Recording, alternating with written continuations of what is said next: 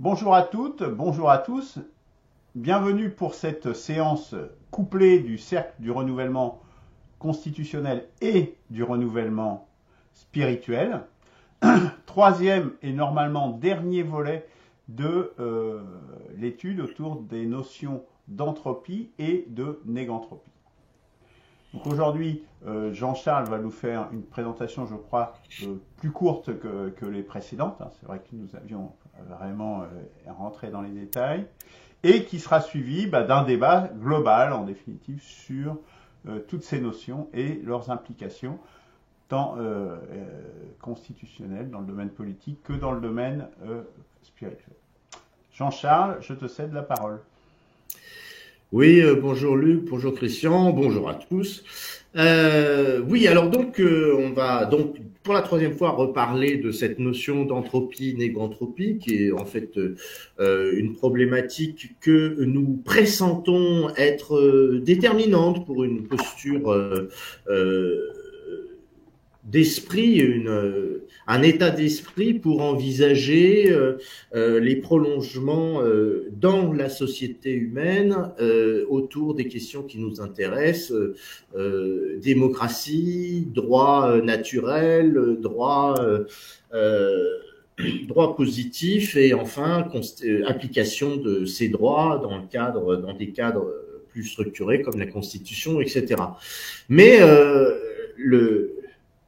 le problème est bien d'exposer la possibilité d'une relation entre cette notion qui confine souvent à la philosophie. Enfin, ça part de la physique, mais très rapidement, on arrive à des conceptions philosophiques, entropie, négantropie, et donc expliquer ce lien qu'on pressent avec toutes nos préoccupations. Donc, j'aimerais commencer par un petit clin d'œil en vous disant comment je suis mort en cours de thermodynamique en première ou en terminale, je ne sais plus. C'est là que j'ai réalisé je m'explique tout de suite. Moi qui, jeune enfant de 16, 17, 18 ans, me considérais comme immortel, a compris que de façon définitive, l'immortalité adolescente, enfin que j'avais dans mon esprit adolescent, n'existait pas. Et là, j'en ai eu la preuve physique. Donc, physique expliquée par la physique et par la science. Alors, je vais commencer à partager l'écran. Alors, où est-ce que je me souviens plus? Voilà, partage de l'écran. Hop. Alors, on va partager tout l'écran. Paf, comme ça, c'est plus facile. Et je vais partager cette page-là. Donc, c'était un cours sur les états physiques de la matière. Voilà, solide, liquide, gazeux, les états physiques de la matière. La matière est constituée d'atomes, de molécules ou d'ions. Alors, tout ça, c'était l'évidence, tout allait bien en cours, maintenu par des forces de cohésion avec des liaisons. Tout ça, c'était intéressant. J'aimais bien ce cours-là. Ça me paraissait pas trop compliqué. Ces entités constituant la matière sont soumises en permanence à une agitation thermique qui se manifeste par de la température. Donc, une notion en plus. Tiens, il y a de l'agitation. Alors, à l'état solide, l'effet des forces de cohésion est beaucoup plus fort que l'effet de l'agitation thermique. Donc, les entités sont pratiquement immobiles à l'état solide. À l'état liquide, les forces de cohésion et d'agitation thermique sont à peu près égales en intensité. Donc, les entités en contact sont en mouvement les unes par rapport aux autres. Et à l'état gazeux, l'effet des forces de cohésion est très faible devant celui de l'agitation thermique. Et les entités sont éloignées les unes des autres. Donc, on voit bien. Donc, le volume dont dispose une entité chimique, molécule, atome ou ion, augmente en passant de l'état solide à l'état liquide, puis à l'état gazeux. Donc là, ce sont des choses plus ou moins évidentes pour un garçon de 17 ans dans cette classe. Donc on avait plus ou moins ce genre de schéma que vous voyez à l'écran, la vaporisation, l'évaporation ou l'ébullition pour passer de liquide à l'état gazeux, ensuite la condensation solide du gaz au solide, la solidification, enfin disons qu'il y a un certain nombre de substantifs qui expliquent la façon dont un gaz se liquéfie, un solide se sublime, voilà, etc. Bon, donc tout ça pour l'instant c'était pas trop difficile à comprendre, et d'ailleurs là je suis pas en train de vendre une difficulté à venir, mais enfin voilà. Ensuite, là où c'était intéressant, c'est que on s'est rendu compte qu'il y avait des relations qu'on pouvait mettre en équation entre la température, le volume, la pression et le nombre de moles, c'est-à-dire la matière en présence. Et on arrivait à un certain nombre de lois. Et la loi qui avait été développée et qui est en général développée en introduction de ce genre de cours, c'est la loi des gaz parfaits. PV égale NRT, c'est-à-dire que la température est dépendante du couple pression-volume et il y a une évolution qui arrive à trouver un rapport, une constante dans cette relation. Et pareil, dans les lois différentes que j'ai moins abordées personnellement, même dans le cours que j'ai vécu, et même plus tard, mais enfin voilà. Donc, on voit qu'il y a des relations entre les matières. Alors, la matière, il y a des variables thermodynamiques, et donc il y a des grandeurs extensives, c'est-à-dire qui sont proportionnelles à la quantité de matière, et des valeurs intensives qui sont indépendantes de la quantité de matière. Donc là, ça devient plus intéressant. Voilà, on se dit tiens, donc il y a des choses qui sont indépendantes de la quantité de matière et c'est celle qui m'interpelle le plus. Donc la pression, il peut y avoir une pression, mais la matière, pour moi, elle pourrait peut-être comment dire, s'exprimer, être influencé par la quantité de matière, mais bon, dans le cours, c'était présenté comme ça. Voilà. Donc, on a donc des variables extensives, etc. C'est un petit peu comme, je sais pas, pour moi, dans l'idée, on avait un ballon de baudruche et puis on le serrait, donc soit une augmentation de volume, soit une augmentation de la pression, voilà, qui passe le ballon de baudruche qui passe à travers les doigts lorsque il est pas trop gonflé. Voilà, c'était tout simplement ça. Et puis de là, le prof nous a parlé donc de l'énergie. L'énergie, enfin la traduction de tous ces phénomènes et tous ces constats, ces abrégations de volume, de pression, de température, etc. Et il nous a expliqué que on arrivait quand même à extraire de ces constats une nouvelle notion qui est l'énergie. L'énergie, alors je lis, l'énergie mesure l'aptitude d'un système à fournir un effort. Et ensuite, du point de vue thermodynamique, l'énergie est une mesure de la capacité d'un système à modifier son état en entraînant un mouvement, une chaleur ou un rayonnement électromagnétique. Donc les choses se précisent. Et donc là, on a les deux formes principales de l'énergie qui sont la quantité de chaleur, la température et le travail. Et c'est là qu'arrive donc le principe de la thermodynamique. Donc rien de secret, tout se transforme. Puis une autre façon de le dire, l'énergie totale d'un système quelconque et de son environnement reste constante en cours de toute transformation. Donc, c'est deux façons de dire que rien de secret, tout se transforme. Et ensuite, c'est là que le deuxième principe de la thermodynamique arrive. Au cours d'une transformation spontanée, l'entropie de l'univers, système plus milieu extérieur, ne peut diminuer. Elle reste constante si la formation est réversible. Elle augmente si la formation est irréversible. La transformation, pardon. Donc, c'est là que je suis mort, puisque après, il m'explique que, donc, lorsque on jette un verre au sol, eh bien, il se casse, il y a une libération d'énergie sous la force cinétique, la résistance du sol, etc. Et donc tous ces morceaux, il faudra infiniment plus d'énergie pour recombiner les atomes de matière, enfin la matière qui s'est éclatée, que pour que de la laisser, que de la laisser, que l'énergie qu'il a fallu pour créer ce verre. Voilà, donc je dis tiens, c'est bizarre. Et il y avait un truc qui m'avait interpellé, c'est que il y avait marqué il parlait de l'entropie de l'univers. Alors tout de suite, je me suis dit oh là là, ça ne concerne pas seulement le verre, ça ne concerne pas seulement la machine à vapeur, enfin tous les exemples qu'on peut imaginer, même la machine à café ou un moteur ou quoi que ce soit, ça peut concerner l'univers entier.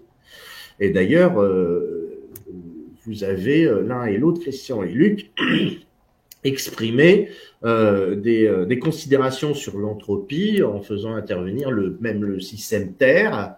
Et moi, je me suis pas empêché d'aller voir, et Luc aussi l'a fait aussi, le système universel, ou au moins des étoiles, des galaxies, et de leur organisation, réorganisation, destruction, etc. Et ça a été l'objet de ce qu'a présenté Luc plus en détail avec son exposé. Et là viennent mes préoccupations. Donc voilà, c'est incroyable. L'entropie, c'est quelque chose. Enfin, le désordre est irréversible, inéluctable, etc.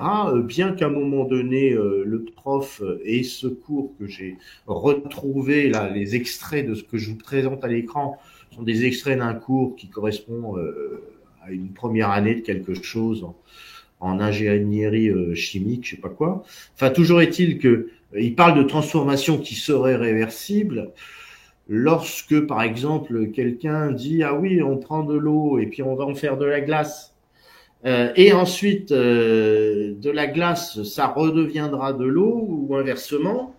Et la personne nous dit ah oui, voilà, c'est réversible. Ben oui, mais lorsqu'on recongèle, par exemple, l'eau qui a été décongelée, alors oui, on obtient un bloc de glace qui ressemble au premier, mais il est peu probable que les atomes, les molécules d'eau qui se sont agrégées se soient réagrégées exactement de la même façon, avec la même distribution de chaque molécule d'eau dans le corps glacé.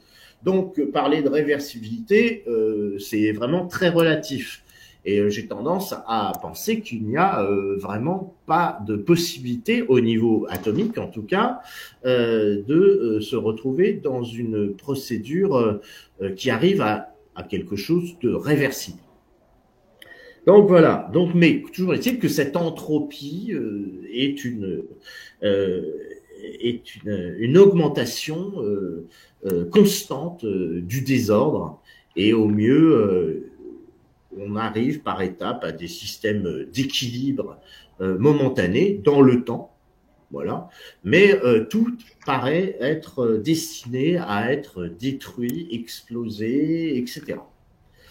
Donc, mais malgré tout, dans nos discussions, et Luc l'a exprimé aussi dans son exposé, et il y a des forces qui s'opposent d'une certaine façon à ce côté irrémédiable de la désorganisation de l'univers et de la matière, et on arrive à identifier, bon, c'est une identification qui est de forces. Certaines freinent l'entropie et d'autres forces augmentent l'entropie.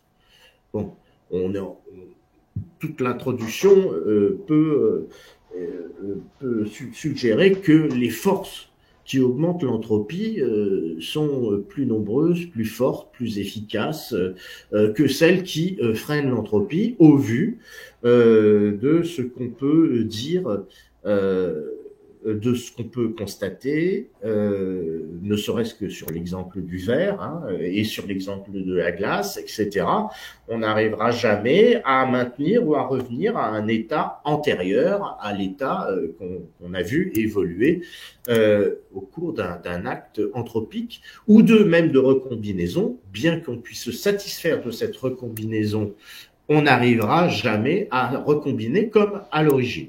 Donc, les forces freinant l'entropie, non, je vais commencer par les forces qui augmentent l'entropie, c'est-à-dire la force cinétique, les ondes gravitationnelles, les mouvements browniens, les ondes temporelles et l'énergie noire. l'énergie noire, qui est une énergie, donc en préparant l'exposé, je suis pas non plus cosmologiste, etc. Mais j'ai compris que l'énergie noire était une énergie dont la gravitation était négative.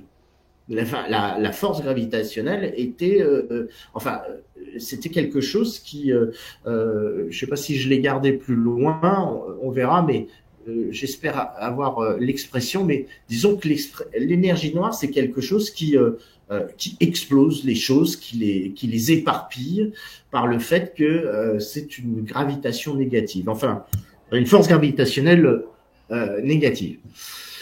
Enfin voilà, on peut se pencher et aller voir sur Internet ce qu'est l'énergie noire, mais c'est quelque chose d'à peu près de ce genre. Ensuite, les forces qui freinent l'entropie, c'est la gravitation. Donc forcément, lorsque quelque chose explose, on a malgré tout des forces de rappel. Voilà, de rappel des masses qui en sont en présence, qui est la force de gravitation.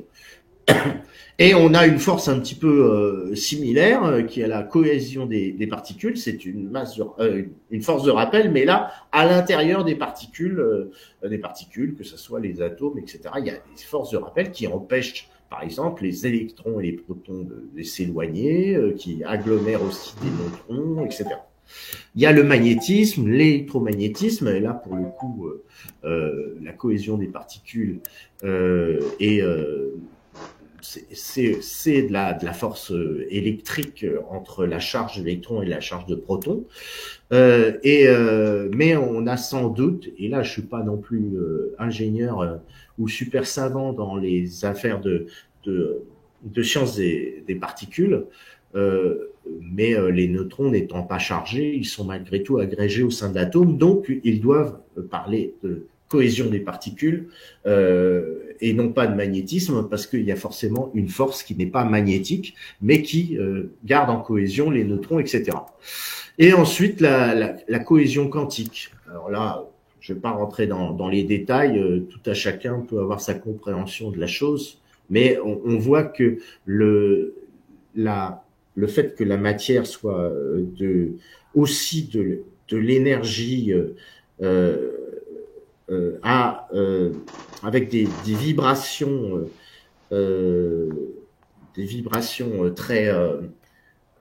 très élevées, enfin qui font que la matière en fait est une espèce, enfin je pense que vous savez tous ce qu'est la matière d'un point de vue quantique. C'est une énergie dont les vibrations sont tellement sont particulières et les rendent solides et palpables à nos sens. Voilà. Alors donc là on a ces choses-là. Et malgré tout, et de là, Luc et moi-même à un autre moment avons conçu que les étoiles, les galaxies, la façon dont elles tournaient entre elles, les planètes autour d'un soleil, etc., montraient et démontraient une espèce d'état qui pouvait être qualifié de négantropique, c'est-à-dire enfin œuvrer pour qu'il y ait une contradiction à ce désordre inéluctable. Et la façon de constater que le désordre ne serait pas inéluctable, c'est de le voir et de constater que la nature, l'univers offre des organisations, des structurations, donc en plus Luc a fait la nuance, et des structurations de la matière, et peut-être même des énergies d'une certaine façon, qui contredirait cette inéluctabilité de l'entropie par cette structuration. Et ensuite, la question philosophique qui s'en vient, c'est de savoir si à un moment donné, cette structuration, dans un premier temps, peut contrecarrer ce désordre, Et bon, on a un tropisme intellectuel à se dire désordre, c'est pas bien, il vaudrait mieux que les choses soient en ordre. La preuve en est, c'est que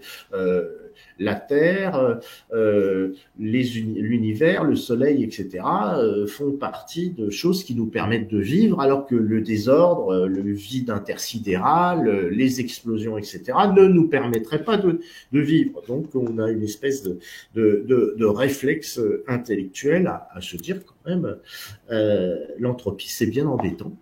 Qu'elle soit si forte et si incontournable. Donc on en est là. Et bon, là, je vous renverrai sur tout l'exposé de Luc qui était très intéressant sur cette négantropie. Mais là, à cet endroit, je vais peut-être prendre une autre direction. C'est que de dire que après tout, entropie ou négantropie, on va dire cosmique, puisque là, on vient de ne parler que des étoiles, des galaxies, des systèmes planétaires, voilà. Ça, on parle vraiment que de cosmique et que de matière comme ça dans le cosmos et dans l'univers. Ce n'est, pour moi, enfin, au fur et à mesure de la réflexion, ce n'est que une espèce de jeu de billard, un grand jeu de billard cosmique. Et là, on ne parle que de matière qui s'entrechoque, qui se rencontre, qui s'attache, qui se détache, qui explose, qui implose, etc. Avec les histoires de trous noirs, etc. Pour moi, c'est un jeu de billard. Et que on peut imaginer que une galaxie soit simplement une espèce de résurgence logique, une espèce d'équation, une espèce de fractale dans cette espèce de grand calcul universel qui aurait par hasard ou par endroit, comme se forment des grumeaux, ce serait d'ailleurs les cosmologistes appellent, par exemple, lorsqu'ils regardent la carte de l'univers, le rayonnement fossile de l'univers, qui remonte à 380 000 ans après le Big Bang, d'après eux, ce rayonnement fossile, ils parlent aussi justement de grumeaux, parce que voilà, mais c'est quand même des espèces vu qu'on a des lois fixes, ça c'est encore à voir, mais enfin, là, actuellement, on peut se dire que on vit dans un univers dont les lois sont quand même malgré tout définies. Hein, la charge de l'électron, les constantes de Planck, de Boltzmann, je sais pas, etc. Tout ça sont des constantes. Et d'ailleurs, il y a pas mal de cosmologues qui disent que là, l'univers a quand même des constantes qui permettent qu'il soit à peu près équivalent au niveau de ses réactions et de ses manifestations un peu partout dans l'univers observable. Donc là, je me suis un peu perdu, mais toujours est-il que on arrive malgré tout, et je reviens à cette idée qu'on est malgré tout dans une partie, une espèce de jeu de billard, un univers interstellaire, intergalactique, et que ça peut correspondre, vu qu'il y a des lois, voilà, je reprends le fil, vu qu'il y a des lois constantes qui sont des espèces de formulation, de concrétisation, pardon, physique, concrète, matérielle, d'équations qui ressortiraient de ces lois universelles. Et donc ensuite, je voudrais là cette fois-ci revenir à des considérations aussi plus terrestres. Je ne sais pas si vous connaissez Aurore Stéphan, qui présente, par exemple, en matière d'entropie, elle prononce pas forcément le mot, mais on voit, par exemple, sur ce petit visuel que j'ai copié, qu'il y a du cuivre, par exemple pour le minerai de cuivre, qu'il est présent dans le minerai de cuivre 0 à 2% de cuivre. Ensuite, on le concentre. La concentration, on arrive à 31%. Et ensuite, on fait une extraction chimique. On arrive à une proportion de 95 et quelques pourcents. Et on arrive au cuivre, la cathode, comme c'est tel qu'ils le disent, donc oui, c'est vrai que la cathode est du cuivre, on arrive à 99,99%. Et donc la question, là pour le coup, là j'ai quitté les étoiles, etc., mais il va y avoir un lien. La question est de savoir à quel moment cette parce que là, on fait acte de négantropie d'une certaine façon. C'est-à-dire qu'on va chercher quelque chose qui est explosé, qui est en très très petite concentration dans la Terre. Par exemple, le minerai de cuivre. Et puis, elle cite dans ses conférences d'autres minerais. Elle est très technique. C'est hallucinant comme quoi certains minerais sont pauvres en la matière de ce qu'on est censé tirer de ce minerai.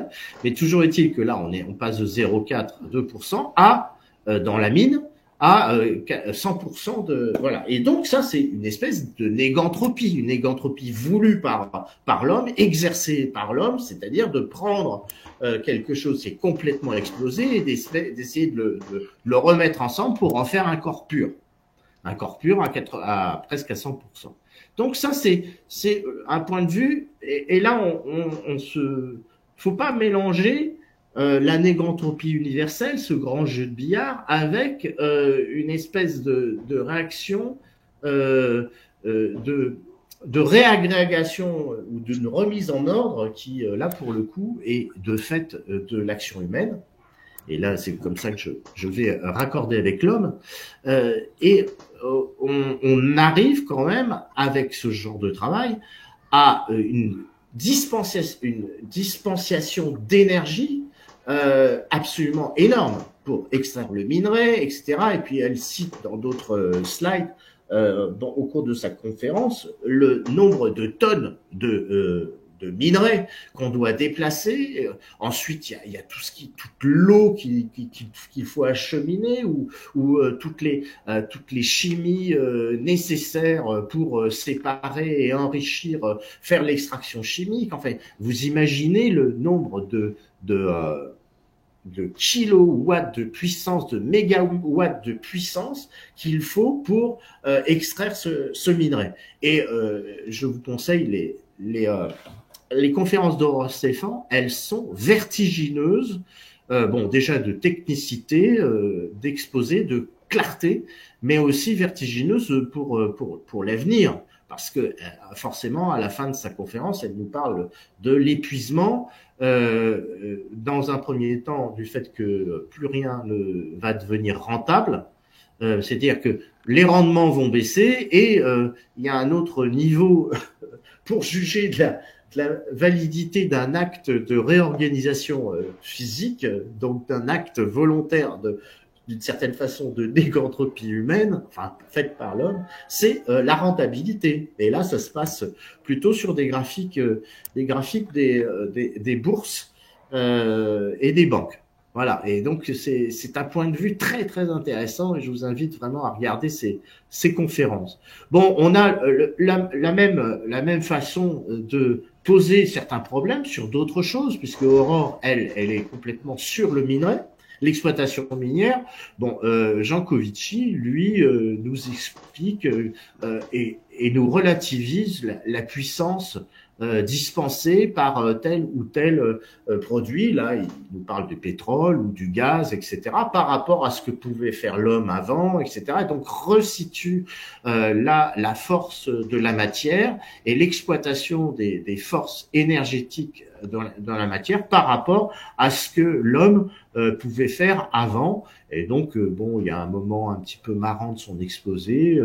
Les jambes développent 100 watts, les bras 10 watts. Ensuite, il fait des comparaisons par rapport à ce que les machines ont pu faire et il nous explique comment, d'une certaine façon, l'homme, grâce à la machine, est devenu un surhomme. Donc voilà, ça c'est une façon un petit peu marrante que Jean Covici bon, après ces conclusions sur le réchauffement climatique, c'est une autre affaire. Mais enfin voilà, donc on a d'un côté cette espèce de grand jeu de billard, l'entropie et une négantropie tout à fait hypothétique, puisque pour moi, le fait que les étoiles et les galaxies puissent se réagencer, s'organiser et faire montre d'une structure temporaire, parce que souvent les étoiles, etc., finissent en supernova ou en naine blanche, en naine ce que vous voulez, ou même en trou noir, et donc il y a une espèce de sursis, on va dire, d'organisation temporelle, temporaire, pour arriver à une destruction malgré tout au bout du compte. Donc ce sont juste des grumeaux pour moi.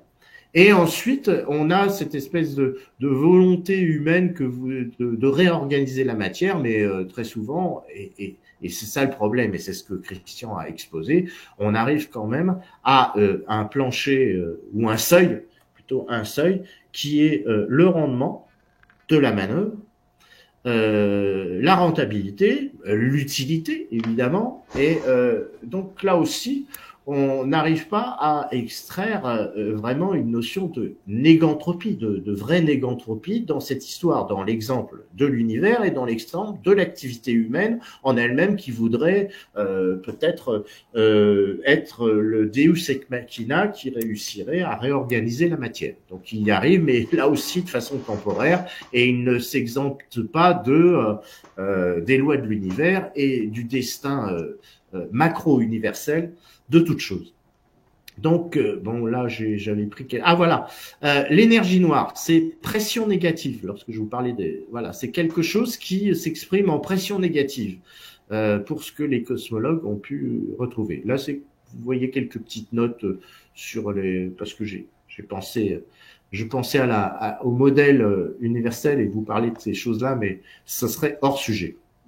Et là aussi, cette espèce de vision de l'espace-temps, j'avais aussi des petites choses à vous dire à ce sujet, enfin là-dessus, mais c'est, disons, hors sujet par rapport à la direction que j'ai prise pour faire cet exposé. Bien, on arrive donc l'entropie, la négotropie, tout ça n'est qu'un jeu de billard cosmique, c'est ce que je vous explique, que du désordre s'exprime des phases ordonnées, ces phases sont éphémères et sont condamnées au désordre. Bien. Ensuite, alors j'ai pris des notes et là je vais reprendre une autre direction pour expliquer ce que, pour moi, de façon claire et nette, comment s'exprime la négantropie. Alors, bien qu'il y ait des forces qui s'opposent à cette entropie, enfin qui la freinent, elles ne s'y opposent pas en définitive. Elles font partie de ce jeu de billard.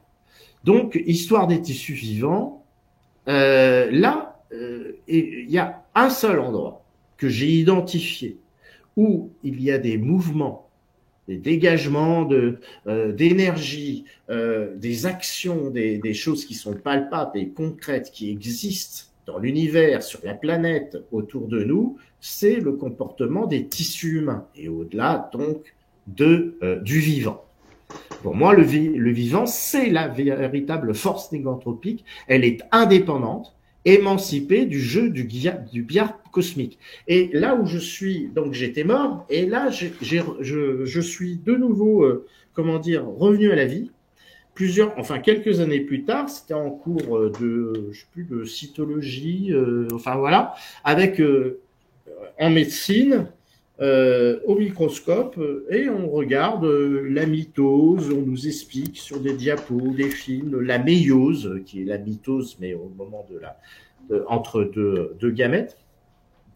Et on voit, comme ça, on nous montre, l'air de rien, des chromosomes qui sont en train de se séparer et qui vont, et donc ces allèles vont migrer, c'est pas comment et par quelle force, migrer dans une autre partie de la cellule. Ensuite, il y a un noyau, il y a des molécules qui vont se refermer sur ce nouveau chromosome.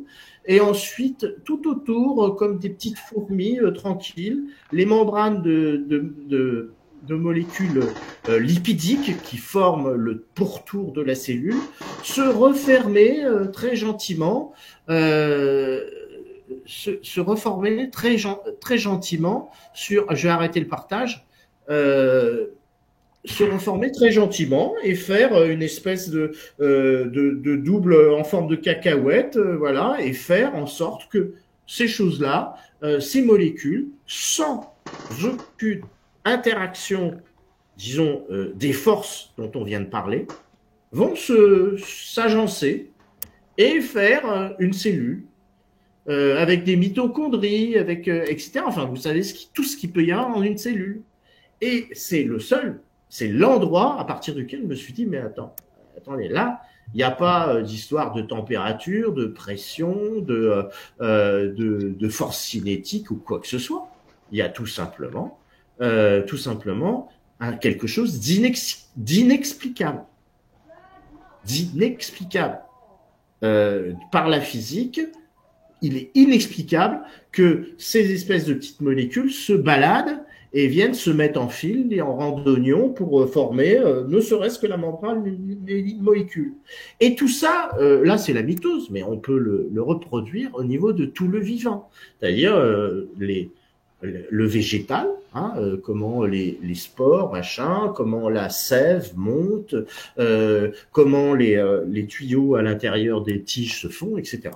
Et donc, on en est, j'en suis à renaître d'une certaine façon, en me disant, mais voilà, là, il y a quelque chose qui se passe.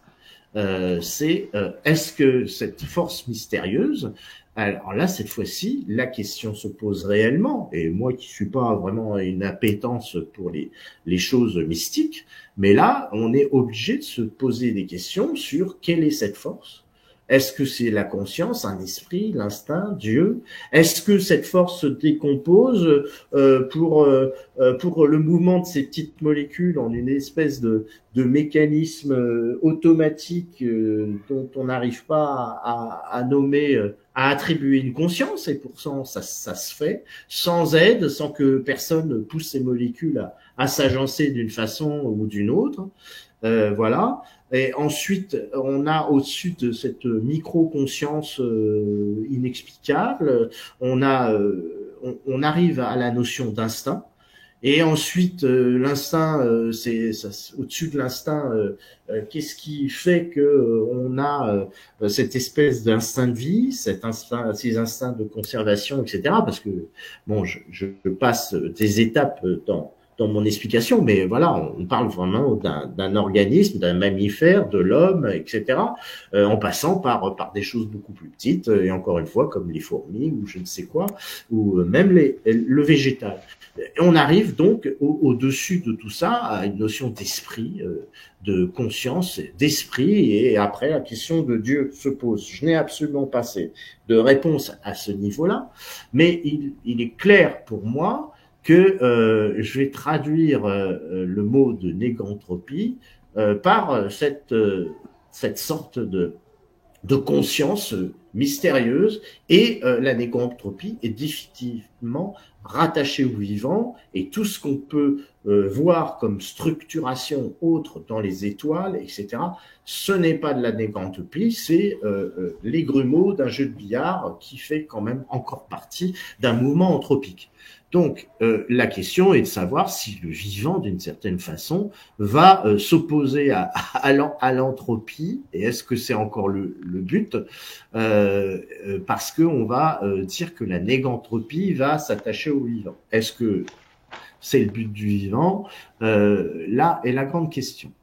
Et ensuite, de cette réflexion, et là je termine, de cette réflexion vient d'être introduit l'instinct, force inexplicable. Je dis force parce qu'en fait l'instinct amène à des actions, et donc quelque chose qui actionne quelque chose forcément utilise une force. Donc l'instinct, c'est le point de départ à tout l'édifice rationnel autour de des exposés, des pensées, de ce qu'on peut dire, des lois qui gèrent les hommes, puisque l'instinct va être ce que toute loi, toute élaboration humaine, etc., va chercher à préserver, à respecter. C'est comme un petit peu l'instinct, c'est d'une certaine façon, et je vais m'arrêter là, espèce de fond, le bruit de fond cosmique dont j'ai parlé et dont les cosmologues parlent, c'est le rayonnement fossile. Eh bien, l'instinct, c'est le rayonnement fossile de l'édification des sociétés humaines. Après, évidemment, l'exposé pourrait continuer dans cette direction, mais je vais m'arrêter là. Voilà. Merci Jean-Charles de cet exposé. Je pensais plus court que ça initialement. Je suis désolé, mais voilà. J'ai moins touffu, peut-être.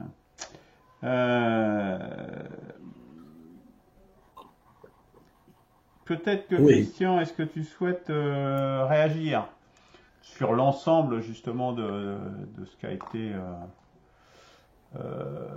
dit dans cette émission et dans les précédentes, je dirais. Si tu veux bien. Sinon, je peux commencer, hein, mais bon, je pense que comme tu n'as pas eu l'occasion de réagir par rapport à la présentation de la semaine dernière, oui, ton micro, oui. Tout à fait, oui. Ben, écoutez, oui, d'accord, je vais dire quelques mots.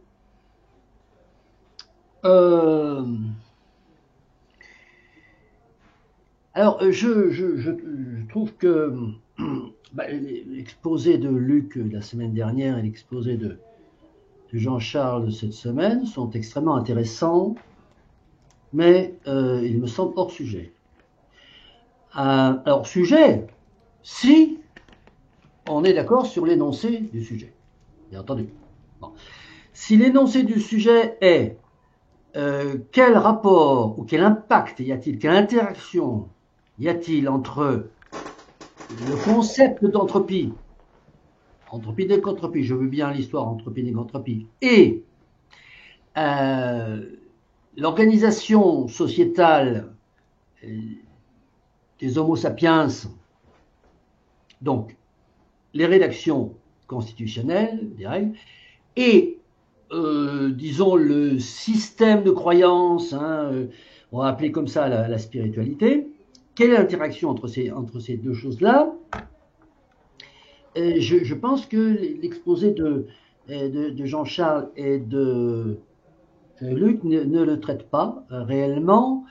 Il est beaucoup question dans vos exposés, je dirais même presque exclusivement question dans vos exposés, de choses extrêmement intéressantes, qui est la cosmologie, donc l'acception cosmologique de la notion d'entropie. Parce que la notion d'entropie, c'est effectivement, on l'avait compris, une notion extrêmement large, difficile à appréhender, d'un point de vue physique, d'un point de vue métaphysique. Alors, je ne suis pas d'accord avec disons l'épithète de philosophique. Bon, c'est un débat que je lance, mais on va peut-être pas le lancer tout de suite. Bon, pour moi, il n'y a rien de philosophique dans l'entropie, mais bref. Donc, voilà. Alors, l'explication, le petit cours de vulgarisation sur l'entropie dans l'univers, encore une fois, me paraît hors sujet par rapport à l'énoncé tel que... Voilà, bon. Je me suis attaché, pour ce qui me concerne, et dans le cadre de la présentation que j'ai faite, qui était d'ailleurs plus courte que les deux vôtres, à ne considérer exclusivement que, c'est un parti pris, l'action humaine, c'est-à-dire l'entropie dans le cadre de l'action humaine, et plus précisément les activités humaines, les activités que l'homo sapiens ou l'homo industrialis a développées à partir du milieu du 19e siècle, la civilisation industrielle, la société industrielle.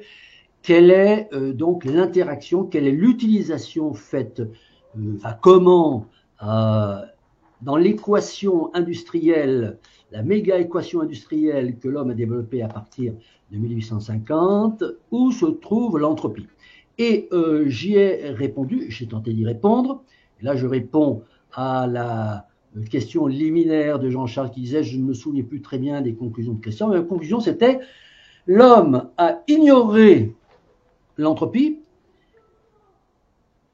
à partir du moment où il a développé la civilisation industrielle. En fait, il a commencé à l'ignorer à partir du néolithique, mais disons, cette ignorance ne s'est pas manifestée de façon visible parce que l'activité humaine est restée extrêmement balbutiante. C'est à partir du moment où l'activité industrielle, c'est à partir du moment où l'activité industrielle s'est développée de façon asymptotique que on peut dire quid de l'entropie là-dedans, c'est qu'on ignore l'entropie. On a oublié cette loi. Alors, l'entropie pris donc dans son acception de paramètres de l'équation industrielle, voilà, et pas dans son acception cosmologique. Parce que tout ce que vous avez dit concernant l'entropie de l'univers, je suis tout à fait d'accord avec ça. Mais il me semble que on n'en tire pas on ne peut pas en tirer des conclusions. Alors j'attends que vous m'en tiriez des conclusions sur donc les deux sujets qui sont la rédaction constitutionnelle, enfin la façon dont la société humaine écrit des règles pour vivre en collectivité, et sur le développement des spiritualités que j'appelle des systèmes de croyances. Alors Jean-Charles a un petit peu quand même effleuré cela lorsque il a développé son volet philosophique de l'entropie. La notion du vivant, je croyais être vivant, en fait je suis mort, et c'est parce que j'ai compris l'entropie. Bon, d'accord. Bon, tout ça est extrêmement intéressant, voilà. Mais je suis un peu, je reste sur ma faim parce que je m'attendais à ce que, d'ailleurs, je me demande du coup si ces enregistrements ont leur place dans le site ou la chaîne du cercle du renouvellement constitutionnel et de celle du cercle du renouvellement spirituel, parce que au bout du compte, on n'a pas une piste, on n'a pas identifié le paramètre entropie-négantropie comme étant constitutif d'un système de croyance ou d'un système législatif. Parce que finalement, ce que j'ai tenté de montrer, pour ce qui me concerne, dans ma présentation, c'est que, à partir de la révolution industrielle, à partir du milieu du XIXe siècle, eh bien, l'homme ne pouvait plus continuer sur le même système de croyance et ne pouvait plus continuer sur le même système politique. Et que l'évolution des systèmes politiques, des organisations, disons des corpus législatifs qui génèrent les modes opératoires politiques, était forcément, et l'histoire, l'analyse détaillée de l'histoire le constate, c'est d'ailleurs pas une coïncidence si les grandes révolutions du XIXe siècle, en France et puis ailleurs, ont débouché sur les modifications planétaires des systèmes politiques, puisque nous sommes passés, on va simplifier, de la monarchie à la démocratie, ce qu'on appelle la démocratie, on ne va pas débattre là-dessus, voilà, et que parallèlement, pour ce qui concerne le monde spirituel, eh bien les croyances traditionnelles se sont éclatées en une multitude, dirais, de croyances particulières, de spiritualité, de façon, disons, si on considère que l'économie, c'est la confrontation de l'homo sapiens avec le réel, et que la spiritualité, c'est la confrontation de l'homo sapiens avec ce qu'il ne maîtrise pas, ce qu'il ne comprend pas, ce qu'il ne saisit pas. Donc, ce qui se passe dans ses mains, hein, pour l'économie, et ce qui se passe dans sa tête, pour la spiritualité, eh bien, ça, c'est la révolution industrielle. Donc, alors l'entropie, mais l'entropie, encore une fois, j'ai dit pris au sens de, mais pris au sens aussi de sa place dans la thermodynamique. Ce qui est important, c'est l'ensemble de la thermodynamique, c'est-à-dire les 3 lois. En fait, elles sont presque 5, puisqu'il y a la loi 0, la loi 1, la 2, la 3, et puis on propose, il y a Röntgen qui propose une 4e, et puis je ne sais plus qui en propose aussi une 4e. Voilà. Bon, c'est les lois de la thermodynamique, appliquées ou ignorées, bien, qui régissent et qui sont le fondement de la révolution du mode de vie des sociétés humaines à partir du milieu du XIXe siècle. Et l'entropie, pour moi, n'intervient que comme partie prenante d'un ensemble plus vaste qui est la thermodynamique. Alors, du point de vue, bien sûr, du processus industriel, pas au niveau de la cosmologie. Au niveau de la cosmologie, je suis tout à fait d'accord avec cet équilibre. D'ailleurs, j'ai bien aimé le jeu de billard de Jean-Charles, parce que, bon, c'est exactement ça. Et puis, je terminerai en répondant, parce que, bon, là, j'ai fait, évidemment, tout un tas de remarques, minute par minute, sur les exposés de Luc et de Jean-Charles, mais bon, on s'en sortirait pas. Là, je vais terminer sur la question posée et reposée par Luc sur cette fameuse équation. La fameuse équation E égale F plus ST, E étant appelé énergie totale, F énergie libre, et S, bon, vous savez tous que c'est l'entropie, T la température, ST donc le multiplicateur, la multiplication ST, c'est l'énergie liée, l'énergie inutile. Alors, bon, je ne vais pas me battre sur cette équation, puisque Luc dit qu'il faut mettre le F à gauche et mettre le E devant, puis mettre un moins derrière. Bon. En fait, il y a tout un tas d'équations qui sont utilisées qui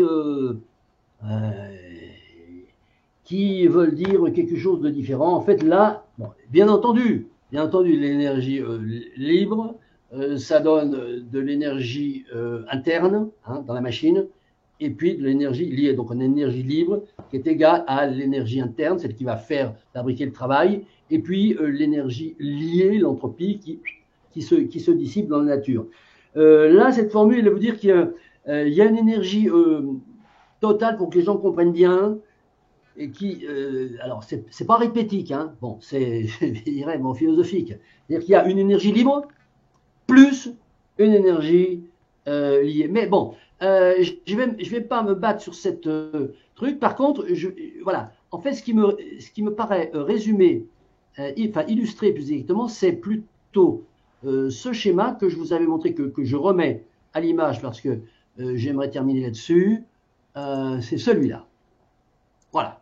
La société industrielle, c'est ça. Peu importe le E égale FT, c'est qu'on a, hein, on a le schéma thermodynamique de la bioéconomie. Ça, la bioéconomie, c'est la société industrielle. C'est ça, c'est la bioéconomie.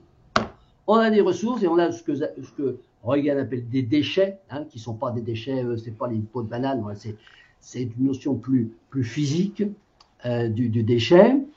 Et on a la machine. On a la machine, hein, transformation, effectivement. Luc nous a parlé de l'entropie, c'est une transformation de configuration. Oui, bon, d'accord. On a bien effectivement une énergie libre et accessible qui rentre en input. On a de la matière organisée et accessible qui rentre à l'état de basse entropie. Et là, du coup, tiens, je vais rebondir sur l'histoire du cuivre de Jean-Charles. Il y a la transformation, mais qu'est-ce que c'est la transformation? C'est l'homo industrialiste, homo sapiens, qui met une machine. On n'est pas dans la cosmologie, on n'est pas dans les planètes qui tournent, on n'est pas dans tout ça, c'est l'homme qui a construit une machine. Et ça donne de l'énergie dissipée et de la matière dissipée. Voilà, on a de la basse entropie en entrée et on a haute entropie en sortie. Voilà. Je ne me bats que sur ce schéma et pas sur la petite équation donc Tarabuste un peu Luc, et il a sans doute raison. Alors, j'ai dit que je terminerai là-dessus, mais ça me fait tout d'un coup penser à ce qu'a dit Jean-Charles à propos de la Miss Aurore, là, voilà, qui enfonce ses portes ouvertes, la Miss Aurore, hein, pas Jean-Charles, et donc, le cuivre, mais, attends, faut qu'elle lise Huygens. Huygens se sert de l'exemple de la plaque de cuivre, hein, pour démonter justement cette histoire de contrebande d'entropie, parce qu'effectivement, le minet de cuivre, il est très, enfin, le cuivre est très disséminé, hein. Bon, il est donc quasiment en état de haute entropie, et puis, l'intervention humaine, et là, Jean-Charles l'a bien dit, il faut des machines, il faut de l'eau, il faut, bon, des quantités de matière, de machines et d'énergie pour atteindre la feuille de cuivre, à l'issue de différentes étapes que nous avons eues également sur les images de la petite aurore. Et donc, la feuille de cuivre a une entropie plus basse que le minerai. Ah, mais alors tout s'écroule. Mais Huygens dit non, les enfants, non. Je vous ai dit, mais vous l'avez oublié, Huygens nous dit, je vous ai dit que ce qui compte, c'est l'entropie globale du système. Et même si, effectivement, on a diminué l'entropie du cuivre en le faisant passer de l'état de minerai disséminé à l'état d'une feuille de cuivre parfaitement pure, donc de 3% à 100%. On a par contre dissipé une quantité astronomique d'énergie et une quantité astronomique de matière pour obtenir tout ça. Et que là, l'entropie globale de l'opération, elle a augmenté. Voilà, j'en ai terminé, je vous remercie. Merci Christian. Alors, c'est mon tour de rebondir par rapport à tout ce que vous avez dit. Je vais partir de ce que tu viens de dire. Donc tu conviens, pour trancher ce débat, tu conviens qu'il y a bien eu une diminution de l'entropie pour la feuille de cuivre prise en tant que telle, donc de manière locale et temporaire, puisque la feuille de cuivre ultérieurement va être retransformée, mélangée avec du plastique, de je ne sais quoi, etc., coupée, déstructurée, va donc à la fois localement et temporairement faire diminuer l'entropie. Et tout à fait d'accord avec ça, il n'y a pas à être d'accord, de toute façon c'est comme ça, l'entropie globale du système, oui, elle a forcément, fatalement augmenté. Ça c'est une loi incontournable. Hein. Donc effectivement, donc on a bien ces deux phénomènes, une réduction locale et temporaire de l'entropie. Artificielle.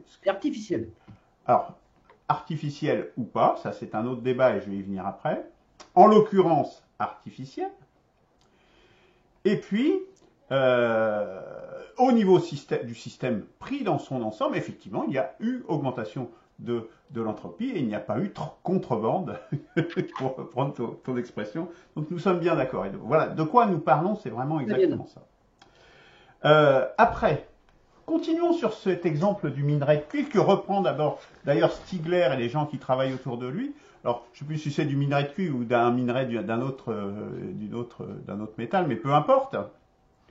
Pour montrer que, y compris dans la nature, donc de façon non artificielle, il y a justement des gisements, il y a justement des minerais qui se sont minerais qui se sont constitués dans la croûte terrestre. Et ils sont à des endroits et pas à d'autres. Ils se sont concentrés par des mécanismes, volcanisme, etc., etc. Prenons le soufre, par exemple. le soufre est concentré par les volcans, par exemple.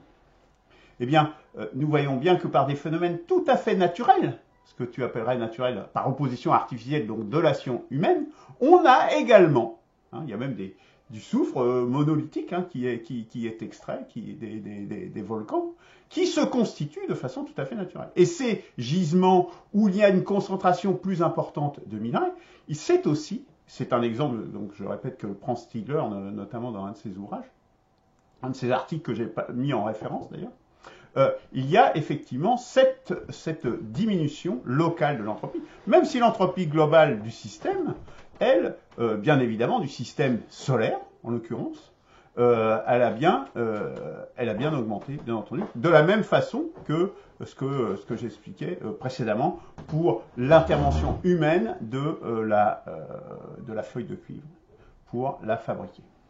Ouais. Je pense que c'était important de le préciser et de bien montrer ces deux choses. Le soufre, sur le soufre, c'est vraiment parce que le soufre, il est quasiment pur lorsqu'il émerge des volcans, donc on a quasiment quelque chose de raffiné qui est directement utilisable. C'est un exemple, je dirais, presque canonique sur ce sujet négantropique. Alors, tu as affirmé, Christian, que nous ne traitions pas le sujet, que nous étions hors sujet. Je m'inscris évidemment en faux total par rapport à ça. Déjà, l'exemple que je viens de donner illustre, déjà, il y avait un besoin, et c'est vrai qu'on a passé beaucoup de temps, j'ai passé beaucoup de temps à expliquer la notion de négantropie, parce que déjà la notion d'entropie, j'ai même dû la rappeler, elle est quand même pas triviale. Je pense qu'il y a beaucoup de gens qui l'ignorent, déjà cette notion qui ne fait pas débat, je dirais. Alors la notion de négantropie, si on ne l'explique pas, et qu'on y va dans les détails, en allant loin dans les détails, en expliquant au fond du fond ce qu'elle est, c'est-à-dire au fond l'expression des forces fondamentales de l'univers, des contraintes, je réinsiste de nouveau sur ce point, ces contraintes qui s'exercent justement sur l'entropie, sur l'énergie libre, qui vont faire que des structures vont émerger. Ça, cette chose-là, si on ne l'explique pas, si on ne l'expose pas, c'est exposé quasiment nulle part, quand même. Donc, on était obligé de passer par là. Je suis désolé. Et en quoi cela a-t-il un impact sur nos travaux?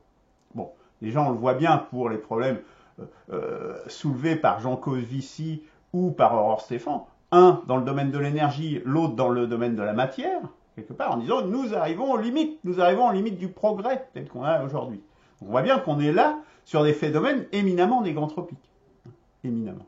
Donc, déjà sur le domaine politique, fabriquer une feuille de cuivre à partir de minéraux, on vient de le dire, que c'est un phénomène négantropique, en l'occurrence artificiel, donc fait par l'homme. Donc, dire que c'est hors sujet, déjà sur cette partie-là, je pense que c'est faux, tout simplement. Je m'inscris en faux par rapport à cette affirmation. Mais encore plus, du point de vue du cercle du renouvellement spirituel, la cosmologie et la profondeur cosmologique de l'entropie et de la négantropie sont absolument fondamentales. Toute spiritualité propose une explication de l'univers. Donc, faire l'impasse là-dessus, c'est juste pas possible.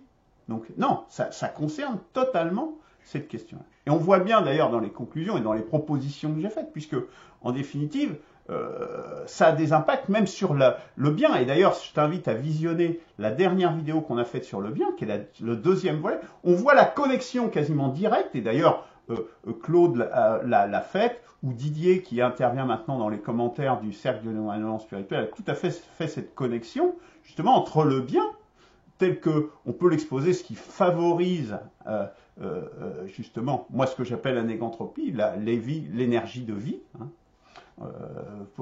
peut-être plus restreinte que l'autre, mais non seulement ça, mais y compris les contraintes. C'est-à-dire que quand on s'aperçoit que cette promotion du bien vient des contraintes, ça a un impact qu'a relevé Marc Aurèle, qu'a relevé dans sa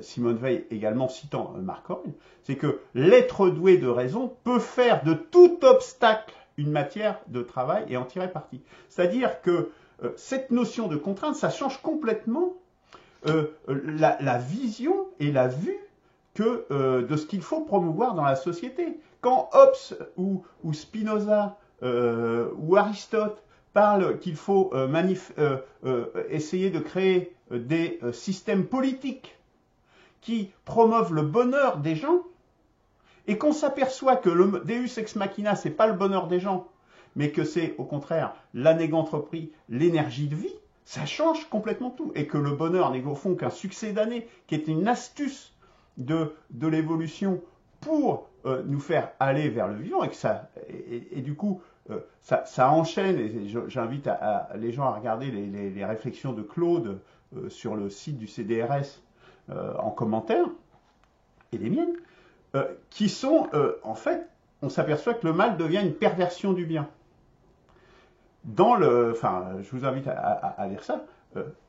On est complètement dans le sujet. Alors, peut-être que, je ne vais pas être insultant, mais peut-être que ça t'échappe, Christian. Mais on est en plein, au plan du cœur, je dirais, de tout ce qui est mécanismes fondamentaux, de ce qui est Deus ex machina, je ne peux pas trouver une meilleure expression. Ceci étant dit, alors moi je n'agrée pas évidemment à cette notion de jeu de billard, parce que pour moi, la négantropie, évidemment, elle s'étend. Sa manifestation la plus notable de ce que l'on connaisse est évidemment le vivant, mais cette tendance à la structuration de la matière et de l'énergie, elle est vraiment effectivement cosmologique, hein, à mon sens, et il n'y a pas de jeu de billard. Tout est le résultat de ces forces fondamentales, que ce soit la constitution des astres, comme la constitution du vivant. Tout ça n'étant... Et de la constitution des sociétés, d'ailleurs. Hein. D'ailleurs, Stigler l'explique très bien. Les sociétés sont des moyens également d'augmenter cette négantropie.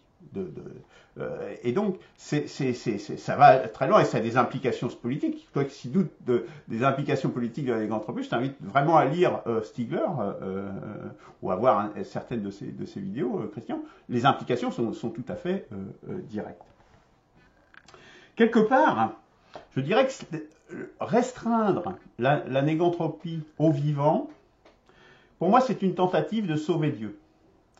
Puisque du coup, le vivant serait quand même encore à part, comme avant, la Terre était au centre de l'univers. Bon, la Terre, on sait bien que maintenant, elle n'est plus au centre de l'univers, c'est une position qui n'est plus tenable. Alors on va dire, c'est le vivant qui est au centre de notre univers et tout est là. C'est une manière de sauver Dieu. Et c'est aussi l'intérêt de cette dimension négantropique, c'est qu'en fait, Dieu devint peut-être comme le bonheur, devient peut-être une astuce de l'évolution pour nous faire avancer, pour nous faire progresser, mais rien d'autre. Et ça nous permet aussi d'être plus lucides et plus conscients par rapport à ces forces fondamentales. Dieu est mort, comme disait de Nerval. On ne les ressuscitera pas. C'est Nietzsche qui disait ça. Non, Nietzsche n'est pas un philosophe. Je parle de Nerval. Oui, mais c'est Nietzsche qui a dit Dieu est mort dans la Non, c'est Nerval qui l'a dit en premier. C'est Nerval qui l'a dit en premier, Nietzsche n'est qu'un imposteur. Nerval a montré, et ça lui donnait le vertige d'ailleurs, hein, ça lui faisait peur à Nerval. Donc, Dieu est mort, on ne le ressuscitera pas. Voilà, j'en resterai là. Qui veut, Christian ? J'ai des choses à dire, mais vas-y, Christian. Ah oui. Alors, Luc, tu énonces un théorème ou une axiome, tu dis que la négantropie, c'est la contrainte. Et ensuite, tu développes la contrainte donne le bien, donc la négantropie donne le bien. Bon, il faut d'abord être sûr que la négantropie, c'est la contrainte. Or, ça n'est pas démontré. Bon, je développe pas, hein. Tu dis on est en plein dans le sujet. Pour dire qu'on est en plein dans le sujet, il ne suffit pas de le dire, de le répéter, il faut le prouver. C'est-à-dire qu'il faut dire que la négantropie, telle que tu l'as décrite, cosmologique, hein, conditionne les spirituels et conditionne les rédactions de constitution. Bon, ça n'est pas démontré. Par contre, moi je dis une chose. Je dis que le processus industriel fait les constitutions et le processus industriel fait les spiritualités. À partir, depuis 2 siècles. Voilà. Je fais des trucs schématiques mais simples. Et que je pars de cela pour dire le processus industriel existe parce qu'il ignore l'entropie. Et pour ce qui concerne l'histoire de la négantropie, je ne conteste pas du tout l'intérêt d'expliquer aux gens ce que c'est que la négantropie. Ce que je conteste, c'est l'intervention de la négantropie dans le processus industriel. Elle n'intervient pas parce que la question qu'on se pose, nous sommes tous d'accord pour dire qu'une opération industrielle telle que je l'ai montré dans le schéma d'une machine où il y a des inputs et des outputs, l'entropie augmente. Bon, la question est-ce qu'on peut freiner? Alors, quelque part, tu as dit la négantropie, c'est freiner l'augmentation de l'entropie. Ouais. Moi, je veux une négantropie qui annule. Bon, même freiner. Bon, alors, même freiner. Je n'ai pas la réponse à la question. Alors, moi, je dis qu'elle n'existe pas. C'est ce que Huygens appelle la contrebande d'entropie, Maxwell et Desmond Maxwell, etc. C'est-à-dire, on peut freiner l'augmentation de l'entropie avec de l'information, etc., etc., etc. Ça a été dénoncé aussi par un autre dont j'ai oublié le nom. D'ailleurs, c'est pas Huygens qui a inventé le mot contrebande d'entropie, c'est une autre personne dont je vous donnerai le nom après. Et donc, à partir du moment où moi je constate que dans le processus industriel, on n'a rien qui peut freiner ou qui peut annuler l'augmentation d'entropie lors d'une transformation thermo-industrielle de l'activité humaine, eh bien, je dis que la négantropie, elle s'exerce bien entendu dans la cosmologie, on est d'accord. Bon, mais c'est un sophisme, c'est une illusion de croire, et c'est d'ailleurs une sophisme, une illusion que bercent les croissancistes.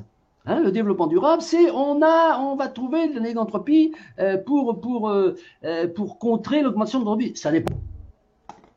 Ah, qu'est-ce qui s'est passé? Ah, c'est moi qui suis déconnecté.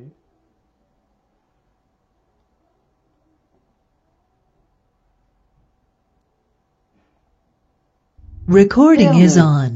Excusez-moi, j'ai été déconnecté, Christian, à l'instant. Oui, non, mais bon, en fait, je me répète. Ce que tu étais en train de dire. Je me suis répété. Donc, quid de la négantropie dans la société industrielle? Il n'y en a pas. Dans le processus industriel, il n'y en a pas. Voilà. Bon.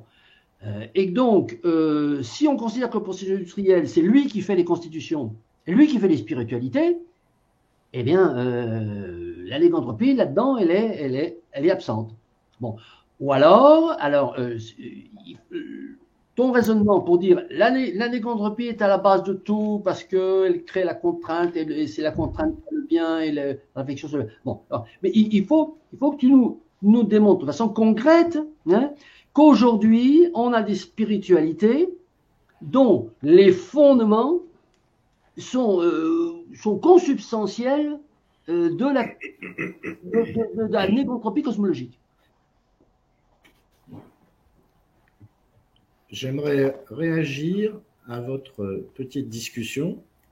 Pour reprendre dès le début, sur l'objection de Christian, comme quoi on serait hors sujet, comme Luc, je vais quand même répondre. Christian oppose un schéma de machine, de transformation. Il nous a montré ça, mais je vois pas en quoi ce schéma, qui est un schéma mécaniste, détermine les constitutions, les lois, les droits, etc. C'est simplement une expression du réel, et à ce moment-là, on peut mettre tout réel en jeu dans une discussion et dire qu'il a une répercussion sur l'organisation humaine. Un système de production d'énergie ou de matière ou de ce que vous voulez tel que l'envisage Christian, il y a quand même l'interaction de l'homme dedans. Et donc, évidemment, que le système n'est pas indépendant. Et en fait, toute cette discussion, et là, je viens maintenant sur le hiatus que fait Luc, en disant, lorsqu'il dit que l'anégantropie est aussi cosmologique, qu'elle existe et que c'est les contraintes, etc., je suis bien d'accord. Mais lorsqu'il dit, il dit, oui, mais il y a telle chose qui est artificielle. En fait, tout est dans l'histoire de l'artificiel et dans la façon dont vous mettez de côté le côté naturel des choses et le côté artificiel. Pourquoi faites-vous cette distinction? Tout simplement, Moi, parce je la que fais pas, justement. Hein. ah bah non mais Moi, je la fais. tu l'as prononcé, mais Faut répondre tout à la question simplement. seulement. Hein. Tout simplement, l'artificiel, c'est justement le vivant, c'est l'homme, c'est l'intervention, humaine. l'action humaine, mais aussi l'action du vivant, tel animal, tel animal, C'est naturel. voilà. Bah justement, là c'est là le grand sujet. L'usine, voilà. Action artificielle, c'est l'usine. Ensuite, sur les contraintes, il dit que Luc dit des contraintes jaillissent des structures qui vont émerger. Donc, il parle là pour le coup de la cosmologie. Mais ce sont, comme je l'ai dit, des événements temporaires, des grumeaux dans le jeu de billard. Donc, je suis désolé, mais je reviens sur cette idée de jeu de billard qui exclut donc la négantropie d'un point de vue cosmologique. D'un point de vue cosmologique, suivant un grand nombre de modèles, tout va se terminer vers le trou noir primordial ou le grand freeze, c'est-à-dire l'éclatement total de tout tissu matériel dans l'univers. Donc, de toute façon, quoi qu'il arrive, ces structures que Luc met en avant pour justifier une négantropie cosmologique, ce sont des structures temporaires qui correspondent à des effets, des grumeaux qui arrivent, et c'est une espèce de grand hasard dans des milliards, de centaines de milliards d'éléments matériels, etc., qui font qu'à un moment donné, il y a des choses qui s'organisent et puis qui se désorganisent. Donc, moi, je maintiens cette idée de jeu de billard cosmique et cette idée que le seul endroit qui ne répond à aucune des lois fondamentales de l'univers cosmologique, le seul endroit, c'est le vivant. Et encore une fois, toutes ces histoires de petites cellules, molécules qui se mettent en ordre dans des processus du vivant, dans les processus des tissus, de la vie, des cellules humaines ou des cellules végétales, tout ça n'est expliqué absolument, n'a aucune correspondance avec les lois qui sont qui sont décrites dans ces histoires d'entropie universelle, cosmologique, etc.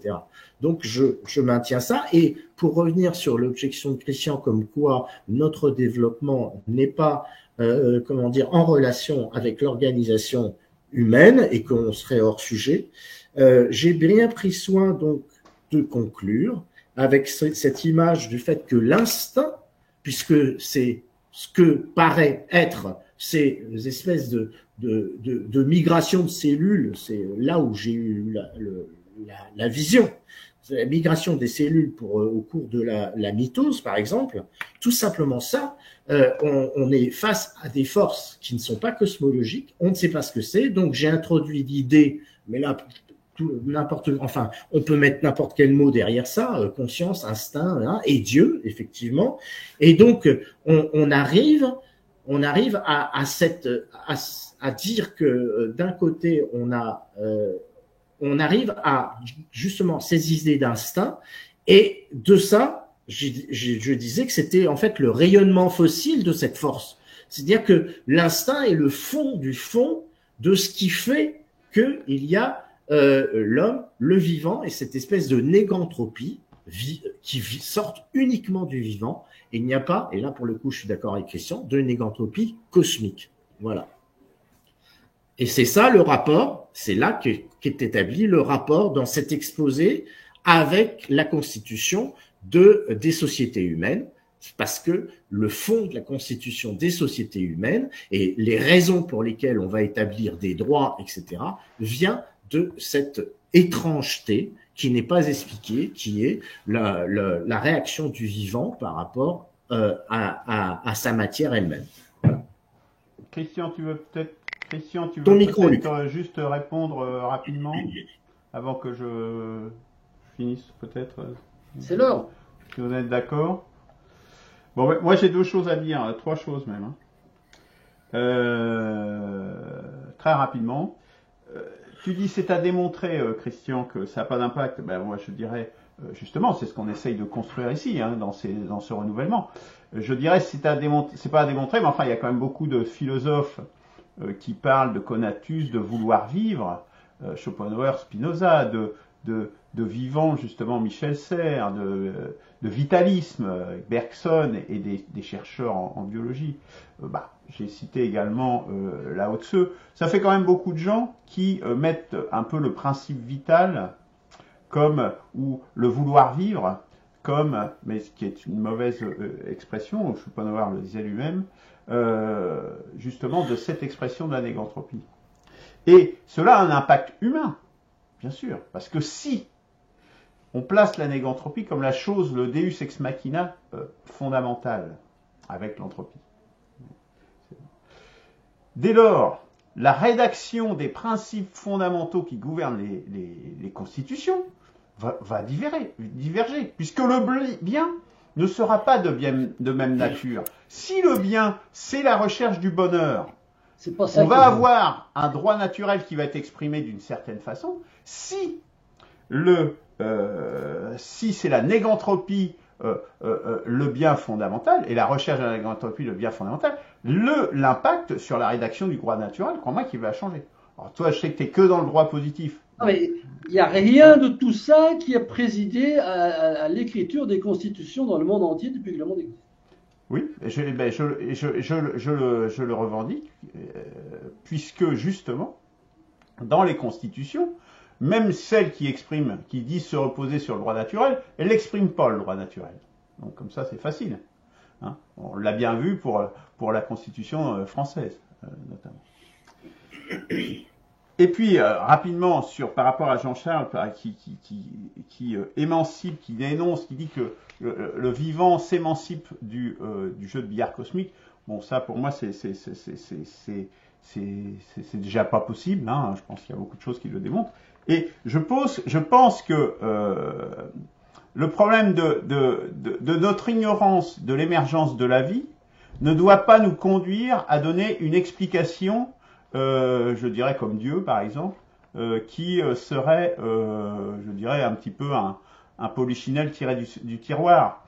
Je préfère dire que nous ignorons cette portion, comme on ignore des chaînons manquants dans plein de choses, dans plein de domaines scientifiques, plutôt que de donner une réponse, je veux dire, moi j'ai plutôt tendance à privilégier le principe de banalité, de dire que si ça s'applique jusque-là, et puis que ça s'applique encore après, bon, il y a de grandes chances que ce qui nous manque aujourd'hui soit de la même banalité. Voilà. Tu t'es déjà placé devant un microscope, voir là une mitose se faire? Tu as certainement vu des vidéos. C'est complètement hallucinant. C'est comme l'émergence d'un œil. C'est comme l'émergence d'un œil. Les gens disent l'œil ou la question de l'œuf et de la poule. Tout le monde s'émerveille devant l'œil qui est absolument formidable, etc. C'est juste les processus évolutionnaires qui sont à l'œuvre. Ouais. Ah oui, et c'est un mystère. Et c'est un mystère. Pas vraiment. Non. Et j'ai parlé de forces mystérieuses et on pourrait mettre les mots qu'on veut, mais ce ne sont pas des forces fondamentales de l'univers qui font que... Voilà. Et là, maintenant, je suis en train de vous parler. Est-ce qu'une force fondamentale de l'univers me fait dire tel mot plutôt que tel autre, etc. Je parle et je ne suis pas soumis aux forces de l'univers, en tout cas dans mon expression.